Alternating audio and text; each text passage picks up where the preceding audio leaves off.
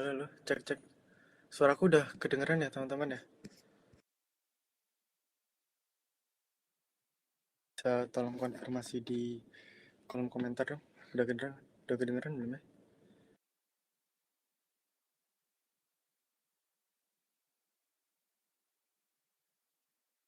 Oke, mantap. Oke, molor 12 menit nggak apa-apa. Kita mulai aja teman-teman. Sebelum kita mulai kelas kali ini atau pembelajaran tamu siang hari ini ya. Semoga teman-teman masih dalam keadaan semangat, yang puasa tetap semangat, meskipun juga udah siang ya, yang pada ngantuk-ngantuk. Semoga materinya nantinya bisa bermanfaat buat teman-teman semua, terutama teman-teman yang mau bikin startupnya teman-teman sendiri. Oke, jadi sebelum kita mulai, kita berdoa sesuai kepercayaan dan agama masing-masing terlebih dahulu. Berdoa bisa dipersilahkan.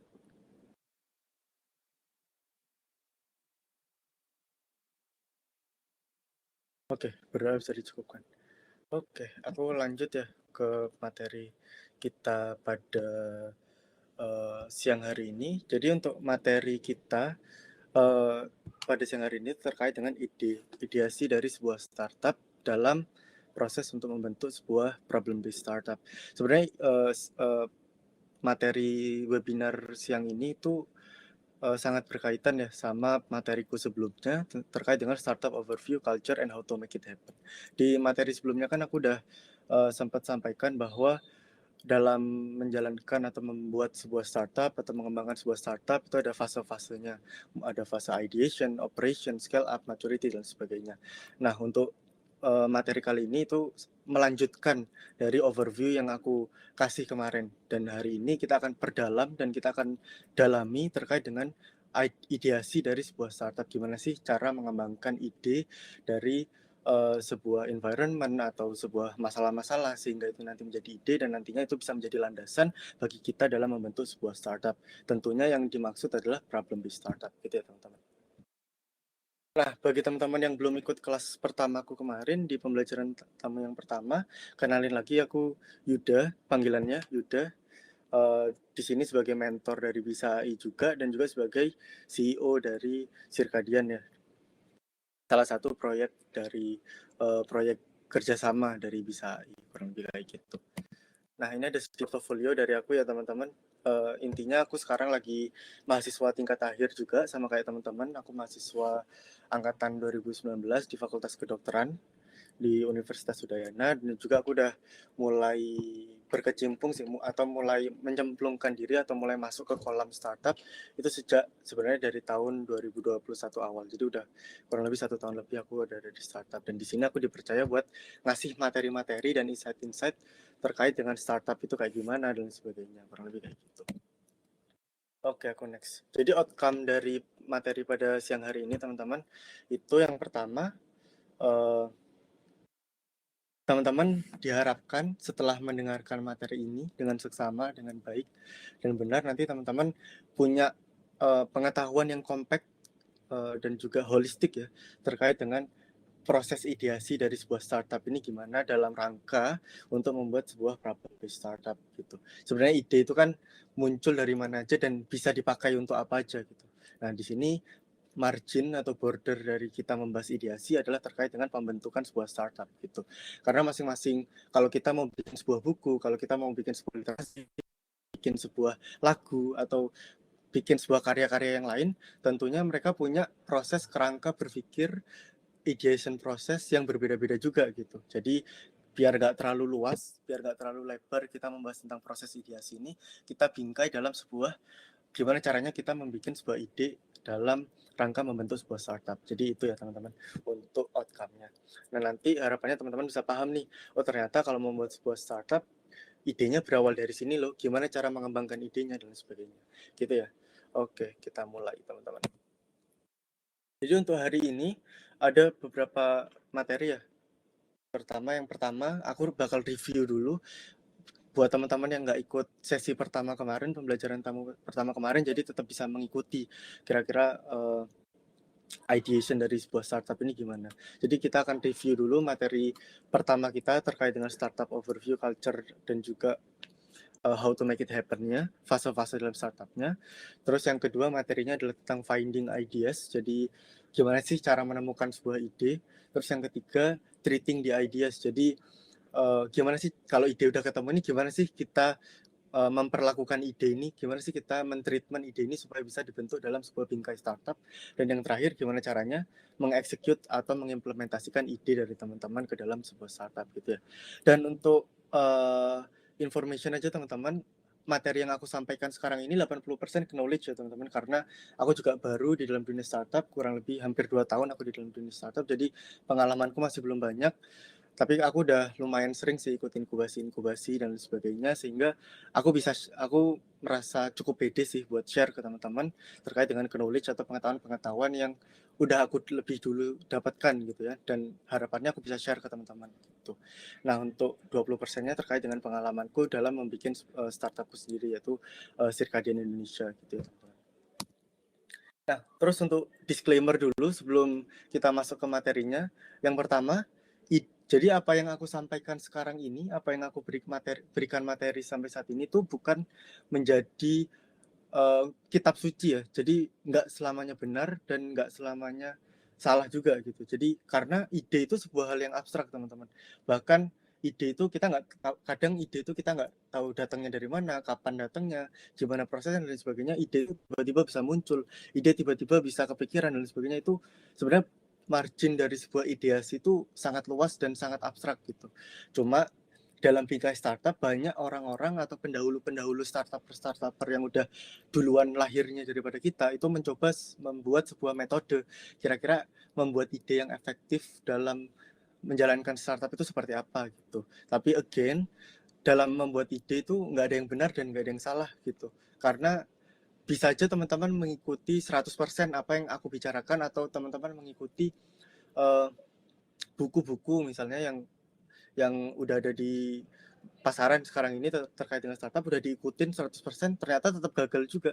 Nah, karena ide itu seabstrak itu dan juga startup itu seabstrak itu, makanya berstartup, berbisnis, mengembangkan sebuah ide, menjalankan sebuah ide itu adalah sebuah seni gitu, dimana ada material-material yang nggak bisa kita kontrol dan nggak bisa kita jadikan pegangan 100% gitu. Jadi sesuai sama quotes kita yang pertama, great ideas come from everywhere. If you just listen and look for them, you never know who's going to have a great idea. Jadi bisa dari mana aja dan pakai metode apapun bisa jadi ide gitu sebenarnya. Jadi harapannya yang aku sampaikan pada siang hari ini, materi kali ini tuh hanya menjadi pegangan bagi teman-teman dan hanya menjadi pondasi lah dalam teman-teman dalam merangkai sebuah ide gitu. Tapi kreativitas dan juga personalize dari teman-teman itu juga harus teman-teman pertimbangkan sendiri, yang nantinya kreativitas itu sesuai dari teman-teman masing-masing gitu. Kurang lebih kayak gitu. Terus yang kedua, disclaimer lagi, hari ini kita akan banyak membicarakan tentang ide. Tapi biasanya orang itu selama aku berada di dalam startup ya, ada serangkaian orang, ada beberapa kelompok orang yang enggan untuk menyampaikan idenya kepada halayak umum. Mereka merasa idenya itu keren banget, terus mereka merasa idenya takut dicuri, atau mereka merasa idenya takut diambil orang atau kedahuluan oleh orang dan sebagainya. Dan menurutku dan menurut mentor-mentorku itu sebuah hal yang salah teman-teman. Jadi ide itu justru harus kita sebarluaskan sebaik mungkin gitu. Nah, sehingga kita mendapatkan sebuah feedback yang bagus terkait dengan ide kita gitu. Jadi ide jangan dipendam, tapi kita sampaikan terutama ke customer kita terkait dengan ide kita, apakah mereka menerima atau enggak gitu ya. Jadi kita nggak boleh bergelut dalam dunia kita sendiri, tapi kita harus membuka ide kita gitu ya. Karena sesuai sama quotes ini teman-teman, no one can steal the execution and or passion gitu. Jadi ide bisa dicuri, tapi eksekusi itu nggak bisa dicuri gitu. Nah, yang terakhir, kan kita banyak membicarakan tentang ide. Dari awal slide ini sampai akhir nanti kita akan membicarakan tentang ide, tapi pada sejatinya ide itu cuma sebuah kunci gerbang aja teman-teman. Jadi sesuai sama quotes yang terakhir ini dari Robin S. Sharma, itu ideation without execution is delusion gitu. Jadi tetap nomor satu itu adalah execution. Dimana kalau di startup eksekusinya adalah ya product development, market penetration dan lain sebagainya, yang mungkin akan nanti aku bahas di tahap selanjutnya gitu ya teman-teman. Kita sekarang fokus ke tahap awal aja dulu di ide gitu ya. Jadi teman-teman harus highlight quotes-quotes ini gitu karena ini sangat penting menjadi pegangan dan juga keyakinan kita dalam merangkai sebuah ide gitu. Gitu. Oke, kita review dulu ya teman-teman dari materi yang sebelumnya. Jadi untuk fase startup itu ada 4. Ada ideation, operation, scale up, and maturity. Dan durasi dari masing-masing fase menuju fase selanjutnya itu nggak ada waktu apa ya, nggak ada materinya lah. Misalnya ideasi 2 bulan, operasi 3 bulan, scale up 1 tahun, maturity seterusnya gitu, itu nggak ada teman-teman. Jadi di dalam startup durasi dari masing-masing fase dari startup itu unik tergantung dari startup masing-masing. Misalnya ada yang startup ideasinya cuma 3 hari, operationnya bisa sampai 1 tahun gitu. Tapi ada sebuah startup lagi, contoh sebuah startup lagi yang ideasinya berbulan-bulan, dia perlu riset banyak hal terkait dengan idenya dan sebagainya. Operationnya cuma 2 minggu atau 4 minggu karena dia punya sumber daya yang mumpuni dan sebagainya. Terus scale up-nya juga kenceng karena kebetulan dia punya investor yang banyak dan sebagainya. Terus maturity-nya juga bagus karena environment-nya juga udah bagus, dia tumbuh di ibu kota misalnya dibandingkan startup yang tumbuh di daerah-daerah misalnya kayak gitu. Nah, di sini setiap startup itu punya case-nya masing-masing dan unik gitu. Jadi waktu dalam membentuk sebuah ideation, operation, scale up dan maturity itu unik dari masing-masing startup. Jadi nanti ketika teman-teman membuat sebuah startup terus wah temanku dia proses ideasinya cuma 2 minggu udah keluar produknya nih, aku dari kemarin dari tahun lalu bahkan bikin ide terus berusaha ngembangin produk tapi produkku nggak jadi-jadi. Nah itu sebuah hal yang salah teman-teman. Tolak ukurnya bukan dari situ, tapi tolak ukurnya adalah dari permasalahan yang teman-teman hadapi sendiri. Misalnya dari operation teman-teman mengembangkan produk 1 tahun, kok lama banget gitu. Tolak ukurnya bukan startup yang lain, tapi tolak ukurnya dari internal startupnya teman-teman sendiri. Teman-teman harus punya key performance indicator atau punya value point yang oh kenapa kok operationku lama banget ya, oh kenapa kok ideationku lama banget ya. Nah ini yang akan kita bahas di hari ini ya teman-teman terkait dengan ideation dan ideation sih kurang lebih untuk hari ini, untuk operation scale up dan maturity untuk di webinar selanjutnya gitu. Jadi keep in mind aja kalau durasi dari masing-masing fase itu tidak sama dan tidak ada tolak ukurnya dan tidak ada materinya, tapi itu unik untuk masing-masing startup. Contohnya Gojek, dia baru bisa scale up dan tuning startupnya di 2 tahun. Tokopedia di tahun kedua juga. Ada startup yang cepet banget growth-nya. Contohnya apa ya? Startup baru kayak Amiga dan sebagainya yang startup baru kayak apa ya Bibit terus apa lagi ya yang baru-baru Sayurbox itu mereka termasuk cepat dalam scale up-nya dan dapat funding untuk masuk ke seri yang tinggi, seri B, seri C itu mereka termasuk cepat dan itu nggak bisa dibandingkan di masing-masing startup. Oh berarti Gojek lama, berarti foundernya jelek nih atau proses merangkai startupnya kurang bagus, masih kalah sama Sayurbox. Nah itu nggak bisa dibandingkan apple to apple gitu karena masing-masing startup bahkan startup yang berada di sektor yang sama pun Tokopedia dan Shopee itu nggak bisa di apple to apple, mereka punya masalahnya masing-masing kurang lebih kayak gitu dan itu harus teman-teman pegang gitu untuk menjadi keyakinan teman-teman dalam oke. Ini detailnya yang aku copy dari webinar sebelumnya di mana di dalam ideasi itu ada problem statement, solution, ideation, validation, value proposition, vision, and business model. Dan ini yang akan kita bahas tuntas pada hari ini. Untuk operation, scale up, dan maturity akan kita bahas di pertemuan selanjutnya. Apabila ada kesempatan ya teman-teman. Oke, dari 4 tahapan yang tadi aku sampaikan sebenarnya dalam teori itu ada namanya startup S-curve teman-teman. Jadi kalau teman-teman penasaran terkait dengan mendetail terkait dengan grafik-grafik ini, kan ini ada beberapa seksi dipotong dari garis putus-putus secara vertikal ya. Kalau teman-teman mau lebih detail nanti teman-teman bisa search aja di Google terkait dengan startup S-curve gitu. Nah, dari startup S-curve ini kita kenapa kok namanya S-curve? Karena startup itu selalu menunjukkan grafik S ya teman-teman, kebanyakan.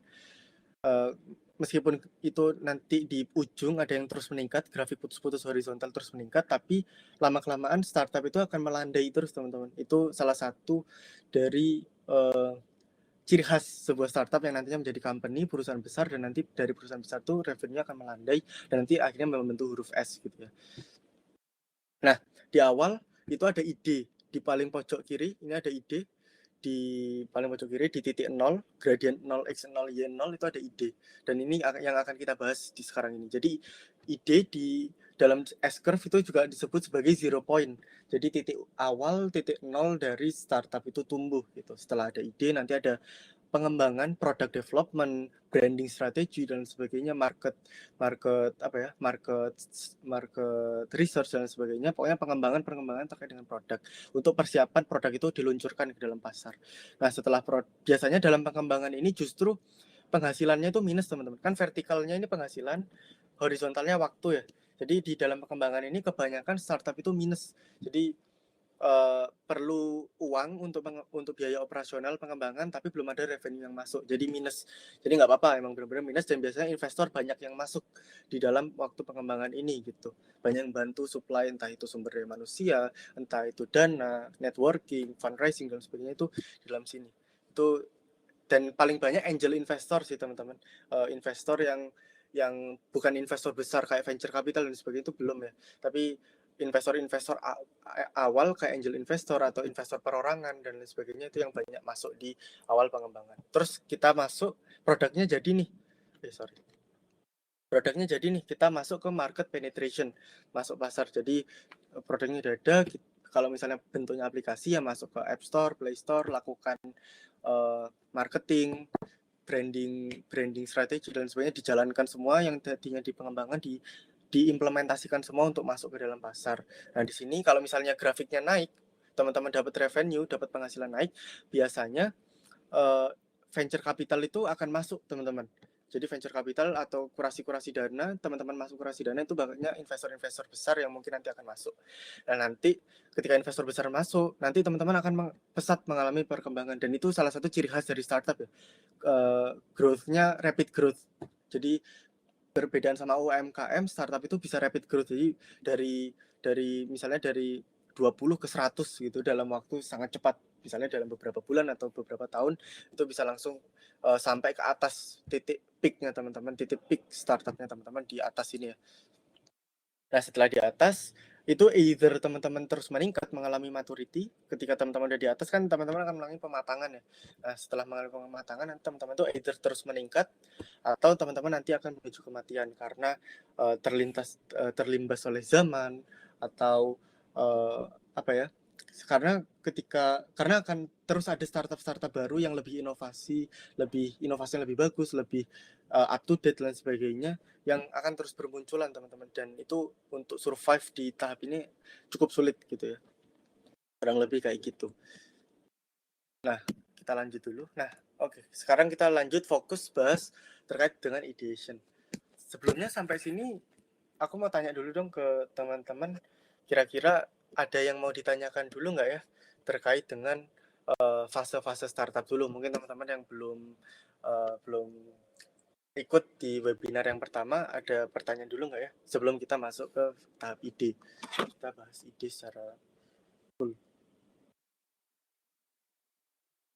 Ada nggak ya? Nggak ada pertanyaan. Kalau nggak ada, bisa bantu aku di kolom komentar ya buat lanjut.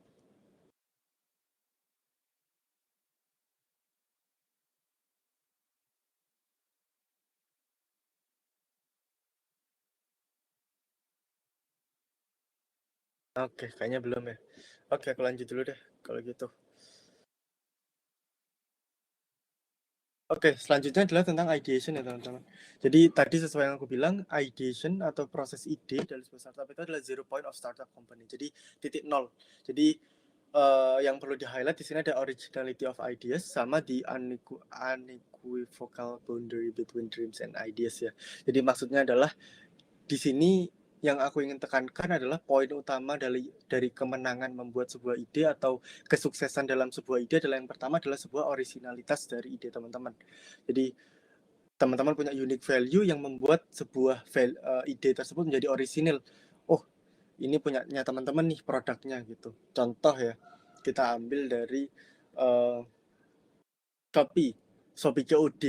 Itu salah satu contoh yang bagus dalam orisinalitas sebuah ide. Meskipun kompetitornya banyak, ada Bukalapak, Tokopedia, terus ada Zalora dan lain sebagainya, itu adalah ada orisinalitas dari sebuah ide, yaitu ada Shopee COD. Itu fitur ya. Tapi kalau kita bicara terkait dengan startup misalnya, Zalora. Zalora itu cukup punya orisinalitas yang tinggi dibanding dan juga unique value yang tinggi dibandingkan dengan kompetitornya. Begitupun kompetitornya terkait dengan Zalora. Misalnya kompetitornya ada Tokopedia, Shopee gitu ya. Zalora dibandingkan dengan Zalora. Kalau yang Tokopedia itu dia lebih cenderung dia langsung ke marketplace, dia membuka semua orang bisa berjualan di sana. Tapi kalau Zalora dia sistemnya berbeda dan itu menjadi sebuah unique value. Jadi yang ditampilkan oleh Zalora itu misalnya produk-produk yang emang terverifikasi atau emang yang punya brand dan sebagainya, itu yang bisa masuk ke arah sana. Kurang lebih kayak gitulah. Jadi pada intinya, pada kuncinya adalah originalitas dari sebuah ide itu adalah yang menjadi kunci bahwa teman-teman sukses merangkai sebuah ide. Dan yang kedua adalah unequivocal boundary. Jadi kayak apa ya bahasa Indonesianya? Batas tidak tegas lah, atau batas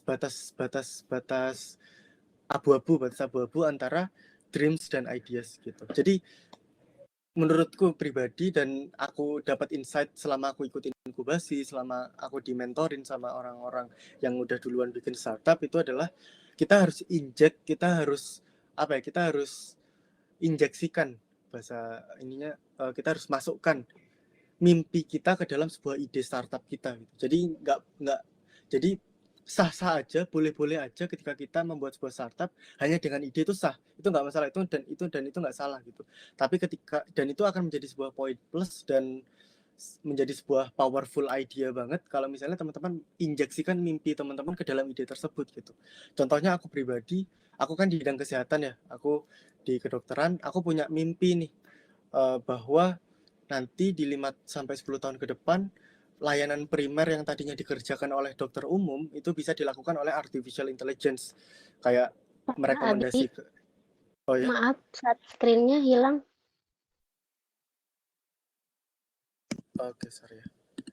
Oke, makasih ya, soalnya oke, tadi sampai mana ya? Aku share screen-nya ya. Ini kelihatan belum?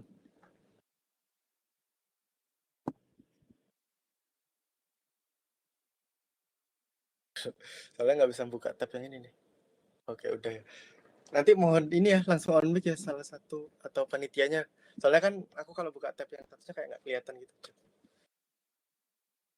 Oke, kita lanjut ya. Sampai sini kali ya tadi. Oke.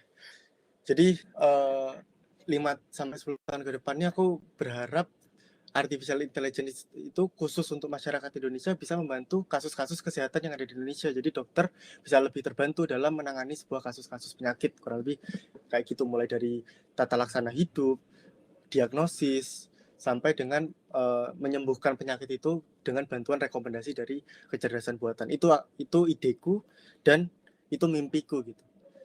Dan saat ini aku tengah mengembangkan itu. Jadi ketika teman-teman menginjeksikan mimpi teman-teman ke dalam sebuah ide teman-teman, dan teman-teman serius dalam membuat startup, itu akan menjadi poin plus dan powerful banget dibandingkan orang-orang lain yang sama membuat ide tapi tidak ada mimpinya di sana. Dia tidak bermimpi di dalam ide tersebut gitu. Jadi aku bilangnya unequivocal boundaries ya teman-teman. Itu salah satu, ini 2 poin penting, originalitas dan juga penggabungan antara mimpi dan juga ideas gitu. Kita lanjut.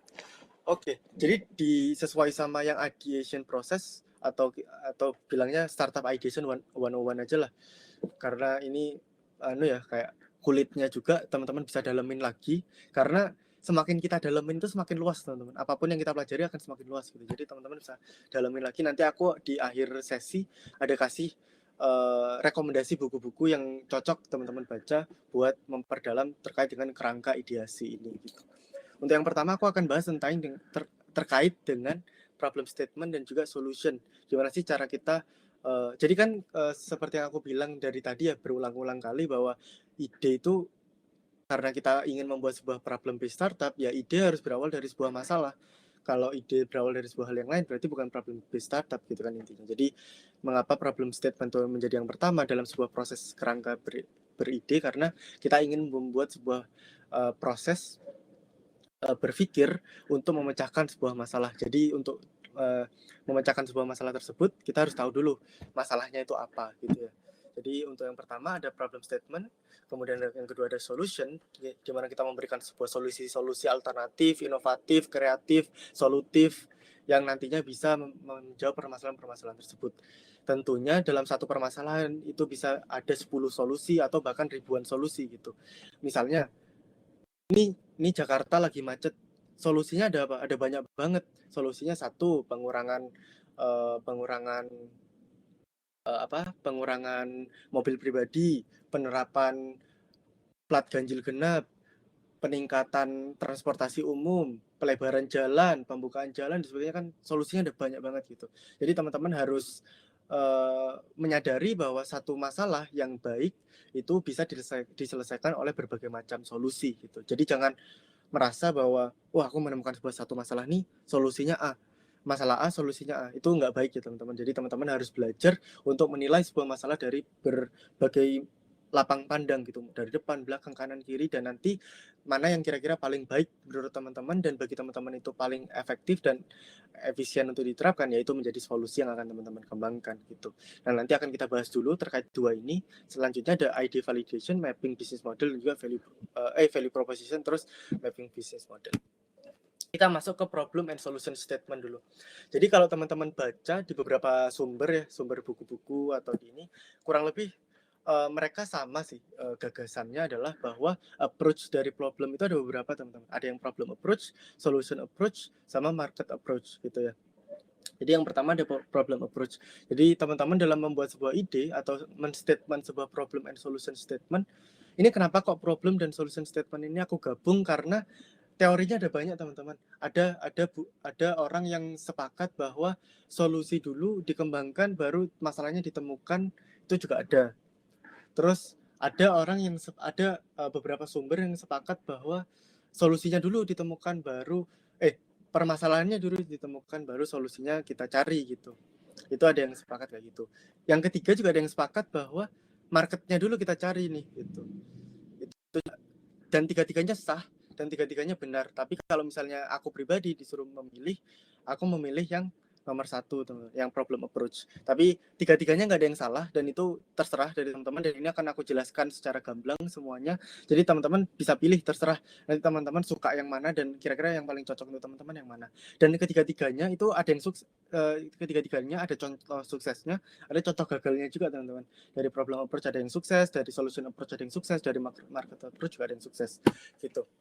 Untuk yang pertama ada problem approach terlebih dahulu. Jadi untuk problem approach itu ya sesuai namanya, kita berdasarkan orientasinya permasalahan kasus dan juga environment. Biasanya orang-orang dengan problem approach itu dia menilai lingkungannya, pribadinya, dari pribadi terlebih dahulu sih, dari pribadi, lingkungan, masyarakat, bahkan sampai literasi-literasi, dia bisa menemukan sebuah permasalahan dari sana, dari kasus dan juga dari lingkungan gitu orientasinya. Jadi contohnya ini dari contoh aku pribadi dulu ya teman-teman. Ini aku kesusahan dalam, ini aku sebagai anak kos. Aku kesusahan dalam melakukan pola hidup sehat karena aku sehari-hari harus beli GoFood, beli Gojek, atau beli delivery service. Susah buat masak sendiri karena di rumah, kalau teman-teman yang di rumah kan bisa dimasakin ortunya, itu makanannya tetap sehat-sehat. Nah, gimana caranya aku yang anak kos ini dan teman-teman mungkin di luar sana banyak anak kos bisa menjalankan hidup sehatnya. Nah, makanya aku bikin sebuah aplikasi Circadian yang bisa melakukan delivery service tapi tetap ada algoritma kesehatannya. Jadi nanti aku bisa pesan makanan-makanan yang sesuai sama kebutuhan kesehatanku dan sebagainya, dan itu diindekskan, kemudian direkomendasikan dan juga diintegrasikan terkait dengan kebutuhan kesehatanku sehingga aku bisa hidup sehat. Dan aku kurang lebih aku pakai yang problem approach gitu. Bodoh amat aku nggak tahu sistem logistik delivery service, aku benar-benar nol karena basicku kan kesehatan ya. Jadi logistik aku nggak tahu, terus financial statement dan sistem kayak e-wallet ataupun payment system yang lainnya aku nggak tahu, terus fintech aku nggak tahu, terus banyak dimensi nggak tahu, aku cuma tahu dari sisi kedokteran atau kesehatannya aja. Tapi aku tetap merasa bahwa ini merupakan sebuah permasalahan bagi aku, dan menurutku ada market yang bisa yang sama kayak aku punya masalah seperti ini gitu.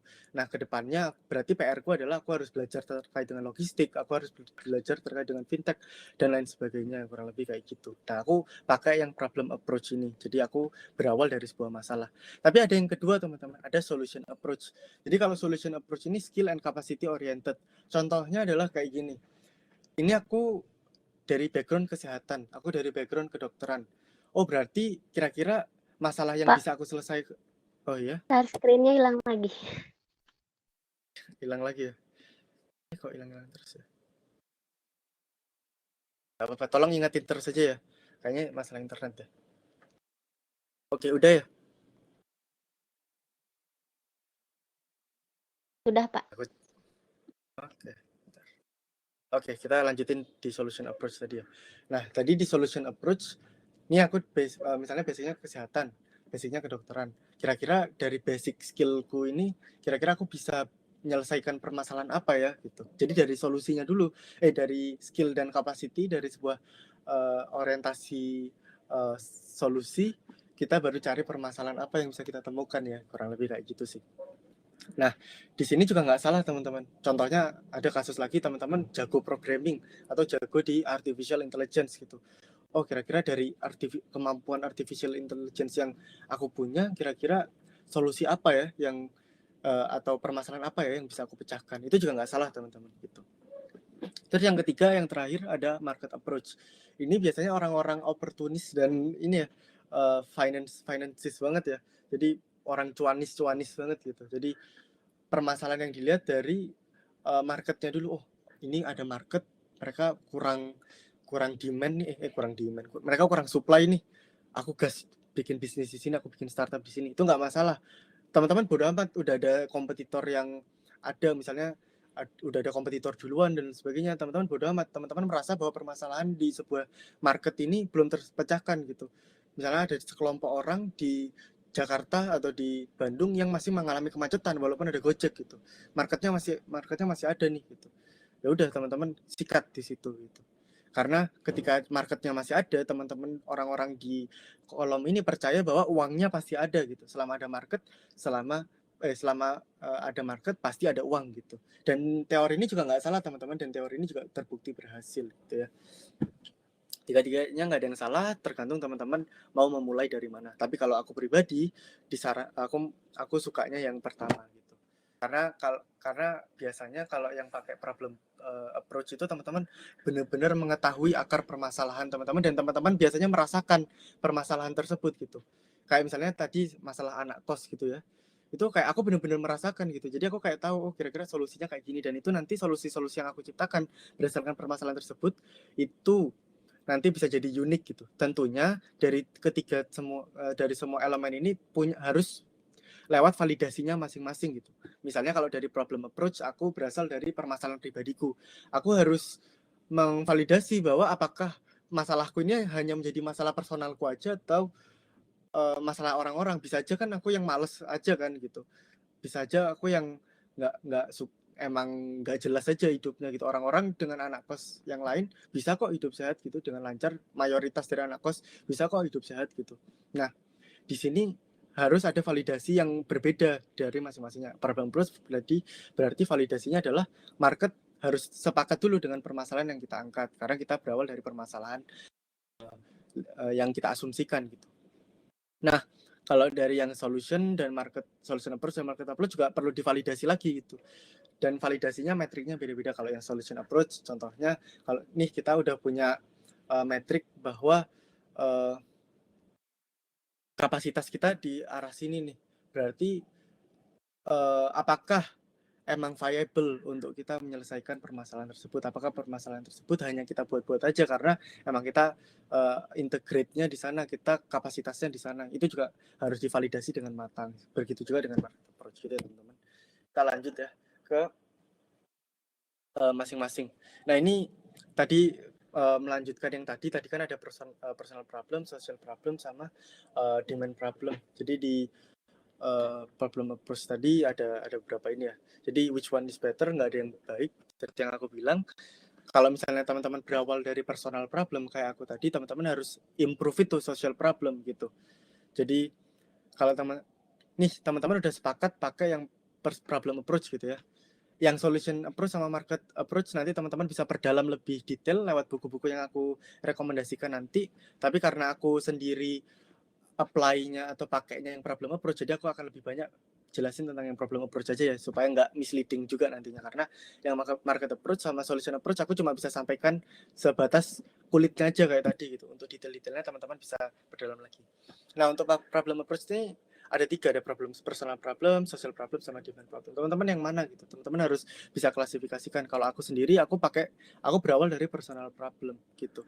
Jadi personal problem, ketika kita pakai personal problem, kita harus improve itu ke social problem gitu. Jadi kita harus validasi apakah problem yang kita temukan atau problem yang kita statementkan, yang kita permasalahkan ini apakah juga menjadi permasalahan sosial dan orang juga punya permasalahan yang sama gitu.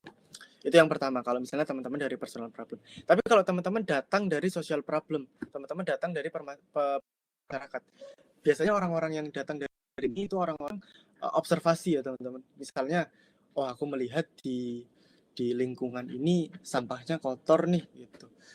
Kira-kira bagaimana ya untuk membersihkannya? Itu random, kasus random aja ya. Atau aku lihat di apa ya, di rumah sakit ini permasalahannya administrasinya kayak gini gitu. Nah, kalau teman-teman dari social problem itu kan social problem ya. Itu teman-teman observasi dengan baik, itu kan udah dapat nih, oh social problem di lingkungan ini emang terjadi masalah ini, itu udah approve misalnya. Nah, tapi teman-teman harus balikin ke personal problem teman-teman gitu. Apakah social problem yang teman-teman angkat ini cukup untuk menjadikan sebuah validasi untuk personal problemnya teman-teman gitu. Menurut saranku harus tetap masuk dalam bingkai personal problem. Contoh sederhananya gini teman-teman. Misalnya aku ada di Bali, teman-teman ada di Bali gitu ya. Teman-teman ada di Bali. Terus teman-teman ingin menyelesaikan kasus kemacetan di Jakarta gitu. Emang itu social problem yang ada di Jakarta. Tapi apakah itu sah saja? Sah saja. Tapi apakah itu cukup powerful ketika teman-teman ada di Bali, tapi teman-teman menyelesaikan social problem yang ada di Jakarta? Atau nggak usah jauh-jauh deh ke Jakarta, teman-teman ada sama-sama di Balinya deh misalnya, sama-sama di komplek teman-teman tadi masalah sampah gitu ya, masalah sampah.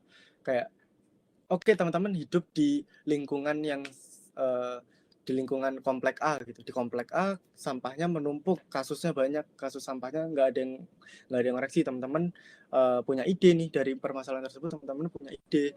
Kalau misalnya gimana kita bikin sebuah recycle environment startup gitu, atau startup daur ulang, startup sampah daur ulang misalnya kayak gitu ya. Nah, tapi teman-teman harus masukkan personal problemnya tersebut gitu. Kayak apakah aku benar-benar merasa bahwa permasalahan ini perlu aku selesaikan ya gitu. Kalau teman-teman merasa teman-teman nggak perlu selesaikan ya nggak usah gitu. Teman-teman cuma memaksakan dirinya teman-teman aja dan nggak enjoy dalam menjalankan sebuah startup teman-teman gitu. Jadi penting dalam ketika teman-teman mulai dari social startup, teman-teman harus bawa ke personal problem juga. Karena kalau teman-teman nggak bawa itu ke personal problem, teman-teman akan kalah dengan kompetitor-kompetitor yang mereka bawa ke personal problem. Contoh, teman-teman tadi mau bikin startup daur ulang, oke, social problemnya dapat dan itu udah approve.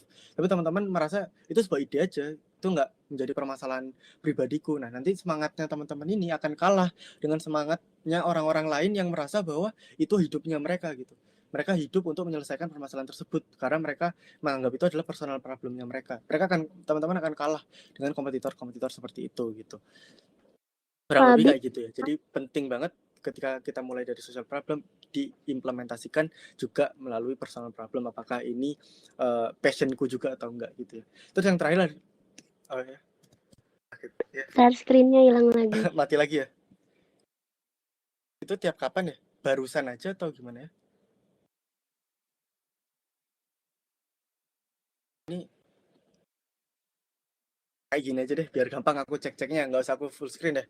Nggak apa ya? Nggak apa ya teman-teman ya?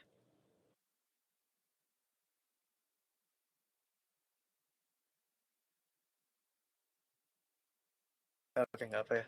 Jadi biar gampang juga aku ngeceknya. Oke. Nah, yang terakhir ada demand problem. Di demand problem ini sama kayak social problem tapi opportunis juga jatuhnya ya. Kalau demand, selama ada demand tadi kita, tapi untuk yang dua di bawah ini pokoknya penting bagi teman-teman. Kalau teman-teman problem approach, kuncinya adalah di personal problem ini menurutku. Tapi penting juga untuk divalidasi sesuai dengan demand problem dan juga social problem gitu ya. Oke. Jadi kuncinya adalah yang aku sampaikan di sini terkait dengan ideation dan juga solution adalah necessity atau real problem is the mother of invention, yang nantinya akan berujung ke ideation. Jadi teman-teman dalam mencari sebuah ide itu kan berawal dari sebuah permasalahan. Nah, approach dari teman-teman menemukan permasalahan kan tadi ada 3, ada berdasarkan problem approach, solution approach-nya dulu, atau dari market approach-nya dulu. Tiga-tiganya sama aja. Tapi pada akhirnya teman-teman harus validasi bahwa ini memang sebuah necessity, sebuah community necessity atau real problem, dan juga permasalahan yang memang benar-benar ada di masyarakat dan tidak dibuat oleh teman-teman sendiri. Itu adalah kata kuncinya. Terus yang kedua, be the best on the field you committed. Jadi ketika teman-teman udah komit di sebuah permasalahan, contohnya komit di sebuah permasalahan kesehatan atau sebuah permasalahan sampah tadi, ya teman-teman harus menjadi yang terbaik di bidang tersebut gitu.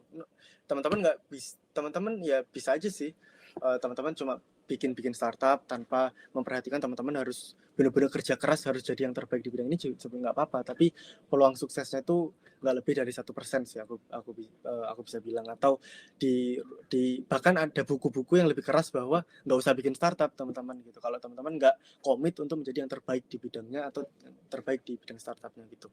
Contohnya ketika aku bilang health tech Circadian, startupku sendiri di bidang kecerdasan kan Circadian itu gabungan dari kecerdasan buatan, kesehatan, dan juga logistik nantinya ya. Nah, 3 ini aku harus jadi yang terbaik nih di bidang itu. Atau kan startup itu tim ya. Jadi tiga-tiganya ini harus terakomodasi. Oke, aku kesehatan aku bakal jadi yang terbaik di kesehatan. Nanti co-founderku harus yang jadi yang terbaik di artificial intelligence, khususnya di bidang health tech-nya. Terus ada yang di bidang logistik, bisnis, finance, fintech dan sebagainya juga ada gitu. Jadi timnya teman-teman, startupnya teman-teman harus yang jadi yang terbaik di bidang teman-teman yang teman-teman komit gitu ya. Dan untuk mencapai itu ya teman-teman harus melalui rangkaian proses belajar, berinovasi, bereksperimen, belajar lagi, eksperimen lagi, belajar lagi, eksperimen lagi. Dan tanpa passion itu nggak mungkin terjadi gitu. Mungkin teman-teman di kegagalan yang pertama atau teman-teman merasa gini-gini aja dan sebagainya, teman-teman akan hilang gitu ya. Jadi passion itu benar-benar penting, dan untuk menjadi yang be the best on the field you committed ini. Jadi, ketika teman-teman melakukan ideasi terus menemukan tadi pakai metode-metode yang aku sampaikan dalam problem statement dan solution statement tadi, teman-teman harus konekkan terus dengan passion teman-teman. Jangan sampai teman-teman menyelesaikan permasalahan yang teman-teman nggak benar-benar nggak passion gitu. Itu perlu teman-teman hindari gitu ya. Oke, yang selanjutnya yang setelah kita udah nih, idenya udah sampai solusi, kita lakukan idea validation gitu ya. Tadi yang aku bilang validasi yang aku sering bilang di sebelum-sebelumnya. Validasi ide ini sangat penting teman-teman. Setelah teman-teman melakukan asumsi terkait dengan problem statement dan solusi yang teman-teman tawarkan. Jadi kalau idea validation ini ada 4. Ada research. Yang pertama teman-teman riset dulu apakah ide teman-teman ini udah original atau belum.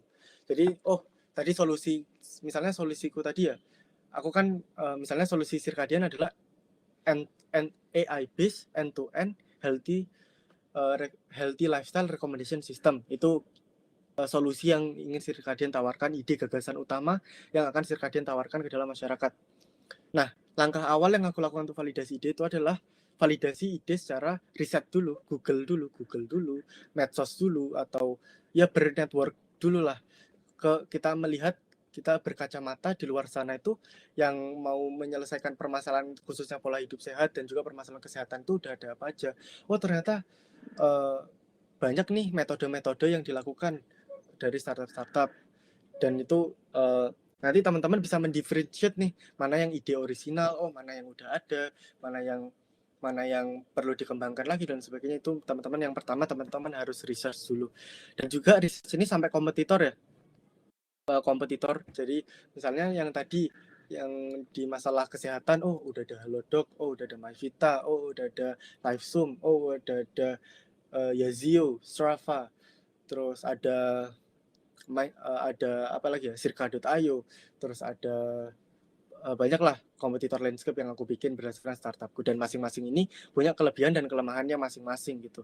Nah, teman-teman harus plotting di mana value teman-teman gitu ya, atau teman-teman harus plotting di mana original ini ide ini benar-benar original nih, ternyata oke banget nih gitu. Contoh LiveZoom kan dari luar, Circadian dari Indonesia, sama-sama merekomendasikan pola hidup sehat, tapi kasus yang kita pakai dalam rangka membuat kecerdasan buatan adalah kasus-kasus orang Indonesia. Jadi rekomendasi yang akan ditampilkan nantinya benar-benar berdasarkan kasus orang Indonesia gitu. Karena di dunia kesehatan, treatment orang luar sama orang Indonesia itu beda, teman-teman. Dari dosis obat, penata laksana dan sebagainya itu beda. Kayak gitu. Sampai porsi makanan, porsi kadar lemak dan lain sebagainya itu semuanya beda gitu. Perhitungannya juga beda. Alangkah lebih baik kalau misalnya Circadian bisa muncul dengan kasus-kasus yang ada di Indonesia, sehingga lebih mudah dan lebih efektif nantinya program kesehatannya untuk diaplikasikan oleh masyarakat Indonesia. Nah, itu sebuah ide originalitas gitu, teman-teman. Dan itu nanti di riset lagi. Oh, berarti kalau LiveZoom di luar negeri, berarti yang di Indonesia apa ya yang dicari? Oh, ternyata di Indonesia ada MyVita. Di Indonesia juga ada Diet2Kid, Gizi Nusantara, ada banyak. Nah, kira-kira originalitas dari Circadian apalagi ya gitu. Oke, dari Gizi Nusantara, Circadian pakai AI, Gizi Nusantara pakai ahli gizi langsung gitu. Tentunya pakai AI, pakai mesin, pakai sistem kecerdasan buatan jauh lebih murah daripada harus jasa orang gitu ya. Terus ya kayak gitu, teman-teman harus benar-benar riset mana yang originalitas, mana yang udah ada dan sebagainya. Nanti teman-teman bisa plotting idenya teman-teman supaya idenya teman-teman bisa lebih matang lagi gitu. Nah, dari situ, dari research, teman-teman harus bikin kompetitor landscape-nya. Kalau teman-teman belum tahu kompetitor landscape itu kayak teman-teman bikin tabel gitu ya. Kalau yang aku masih kelihatan kan? Kelihatan nggak ya? Aduh, dari tadi aku ini nggak kelihatan jangan-jangan. Kelihatan nggak? Masih kelihatan, Kak. Oke, jadi kalau kompetitor landscape itu ada garis, ada huruf X sama huruf Y gitu ya. Huruf X, huruf Y. Sumbu X sama sumbu Y. Sumbu Y-nya ke atas, sumbu X-nya ke samping. Sumbu X-nya teman-teman bikin startup aja yang mirip sama teman-teman. Jadi contohnya ada Yazio, MyVita, Gizi Nusantara dan sebagainya, itu secara X. Nah, Y-nya itu atau vertikalnya itu fiturnya teman-teman yang teman-teman ingin tampilkan di aplikasi teman-teman gitu. Nanti dicentang-centang gitu. Kalau teman-teman nggak tahu, nanti search sendirilah kompetitor landscape, pasti banyak banget kok di Google Image gitu. Nah, setelah kompetitor landscape, teman-teman udah tahu apa aja, ide originalitas dari teman-teman apa. Nah, yang penting teman-teman validasi lagi adalah dua nih, customer validation sama founder validation. Yang pertama, founder validation dulu deh gitu. Jadi pakai SMART ya. Yang spesifik, measurable, attainable, relevant, sama time based. Intinya adalah di founder validation ini teman-teman harus memvalidasi dirinya teman-teman sendiri. Teman-teman udah bikin idenya mateng-mateng, keren-keren, ternyata teman-teman nggak bisa afford idenya teman-teman sendiri, teman-teman nggak bisa realisasikan idenya teman-teman sendiri. Contohnya, aku di background keluarga yang pas-pasan, tapi aku mau bikin bisnis travel gitu, itu kan perlu apa ya, perlu dana yang besar dan lain sebagainya. Itu jangan sampai teman-teman nggak bisa afford idenya teman-teman sendiri gitu. Nah, nggak cuma dari sisi cost, tapi sisi capability, misalnya kapasitasnya atau skillnya teman-teman atau knowledge-nya teman-teman. Misalnya aku aku di kedokteran, tapi aku mau bikin firma hukum gitu, startup firma hukum gitu. Itu juga harus teman-teman validasi lagi, apakah teman-teman bersedia untuk belajar hukum, apakah teman-teman bersedia untuk, atau aku bersedia nggak buat belajar hukum, kalaupun bersedia gimana maintenance-nya dan sebagainya gitu. Ya aku harap ya harusnya sama sih dengan domainnya teman-teman. Kalau teman-teman di kesehatan ya teman-teman aplikasikan selesaikan problem-problem yang ada di dunia kesehatan dan sebagainya. Tapi kalau teman-teman merasa salah kampus atau salah jurusan juga nggak masalah, teman-teman lintas sektor gitu. Tapi teman-teman harus meyakinkan dirinya teman-teman, validasi teman-teman sebagai founder, bahwa teman-teman benar-benar komit dan benar-benar serius untuk be the best on that sector gitu ya. Jadi yang terbaik untuk di sektor itu dengan belajar, bereksperimen dan sebagainya gitu. Pakai SMART goals ini teman-teman, nanti teman-teman bisa search aja di Google SMART goals ini apa, ada specific, measurable, attainable, relevant, sama time based. Terus setelah founder validation, oh aku udah pede nih, oke aku bisa untuk ada di field ini, menyelesaikan masalah ini dan mengembangkan ide ini, aku udah pede, aku udah percaya diri banget bisa mengeksekusi ide ini gitu. Yang selanjutnya, yang terakhir adalah customer validation yang tadi, mencari feedback sebanyak-banyaknya dari customer, dari market, dari masyarakat. Jadi ide, again aku kayak yang di awal aku bilang bahwa ide jangan disimpan sendiri, ide harus dibuka ke masyarakat gitu. Jadi kita mencari feedback sebanyak-banyaknya, bisa lewat survei, bisa lewat interview juga bisa interview personal atau interview grup dan sebagainya lah. Banyak teman-teman bisa gathering feedback. Nanti teman-teman bisa search aja gathering feedback itu apa aja, ada banyak. Tapi untuk yang mayoritas yang sering digunakan ya dua ini, interview sama survei gitu. Oke, selanjutnya yang terakhir ya, value proposition sama mapping business model. Nah, untuk value proposition sama business model tadi, ini tahapan akhir dari proses pembentukan sebuah ide di dalam startup. Jadi kalau yang tadi itu ide aja ya teman-teman, gagasan aja ya, tapi itu belum bisa dibilang ide startup. Kalau ide startup ideation itu harus dalam bentuk business model. Karena startup kan berbisnis ya, idenya juga harus dalam bentuk bisnis gitu. Nggak bisa idenya cuma dalam bentuk penyelesaian masalah atau gagasan aja, nggak bisa. Itu belum bisa disebut sebuah ideation dari startup. Jadi ideation dari startup itu harus dalam bentuk bisnis model. Nah, di sini ada beberapa hal yang harus teman-teman lakukan gitu. Yang pertama, discover market. Tadi kan dari teman-teman ini udah customer validation. Tadi kan teman-teman secara nggak langsung udah lebih tahu tuh, orang yang interview kayak gini lebih oke dengan produk kita dibandingkan orang yang kayak gini gitu. Nah teman-teman discover marketnya di bisnis model ini, teman-teman discover marketnya lagi pakai metode TAM-SAM-SOM biasanya orang-orangnya. Jadi TAM-SAM-SOM ini kalau teman-teman ini bisa dilihat di sini, TAM-SAM-SOM. TAM itu ya entire of the marketnya, SAM itu yang kita bisa approach, dan yang SOM itu yang kita fokuskan ya, yang kita capture dari SAM itu gitu. Nanti aku bahas lebih lanjut. Intinya pakai metode TAM-SAM-SOM. Selanjutnya setelah teman-teman mendiscover market, teman-teman juga harus penting untuk mendiscover value proposition. Tadi kan udah sempat kita bahas ya ketika kita membicarakan tentang originalitas ide. Yang tadi di sini kita membicarakan tentang originalitas sebuah ide kita, itu secara nggak langsung kita juga membicarakan tentang value proposition kita. Cuma value proposition ini nanti dituangkan aja sih dalam bentuk kayak gini, value proposition sama customer profile gitu. Nanti aku jelasin. Nah, di mana di discover value proposition ini teman-teman pinpointing lagi nih. Oke, tadi yang membedakan kita dengan startup lain apa? Itu kan unique value kita. Itu jadi value proposition itu nggak harus yang berbeda sama startup lain ya. Value proposition itu gimana kita memposisikan value kita kepada customer kita. Misalnya sama dengan kompetitor pun itu juga termasuk value proposition yang harus kita buat gitu. Jadi nggak cuma yang beda aja, tapi yang sama juga harus kita buatin value proposition-nya. Contohnya kan di Circadian kan juga ada delivery service ya. Di Circadian juga ada delivery service, walaupun kita bersama tahu kalau misalnya Circadian bersaing dengan Gojek, bersaing dengan Grab, bersaing dengan Shopee, delivery service-nya Shopee, dan delivery service yang lain, peluang suksesnya 0%, ya 0,1% lah. Kalau misalnya ada malaikat Tuhan yang turun, itu bisa aja 0,1%. Tapi di luar dari itu, secara logika, punyaku, startupku, ntar delivery service-nya akan 0% untuk bisa sukses melawan kompetitor-kompetitor yang udah jauh lebih besar, bahkan Gojek unicorn gitu kan. Kita ditendang dikit udah hilang gitu kan, lebih kayak gitu. Nah, penting di sini kita untuk memposisikan value kita gitu, supaya kita bisa melakukan treatment terhadap kompetitor seperti ini, terhadap market seperti ini gitu. Nah, misalnya dari delivery service Circadian aku proposisikan seperti ini, ini delivery service ini nggak aku jadikan sebagai pusat revenue atau nggak aku jadikan sebagai pusat penghasilan gitu. Misalnya yang ada di Gojek, mereka kan delivery service-nya menjadi tumpuan ya, ada biaya delivery dan sebagainya. Itu di Circadian kita bikin gratis misalnya. Tapi pusat penghasilan Circadian berasal dari program kesehatannya gitu. Itu kan value proposition yang aku bikin terhadap fitur delivery service. Nah, fitur-fitur yang tadi teman-teman atau ide-ide yang teman-teman tadi udah buat, itu teman-teman harus posisikan melalui value proposition ini gitu. Dimana teman-teman yang pertama harus berhasil pain pointing. Yang pertama pain pointing. Jadi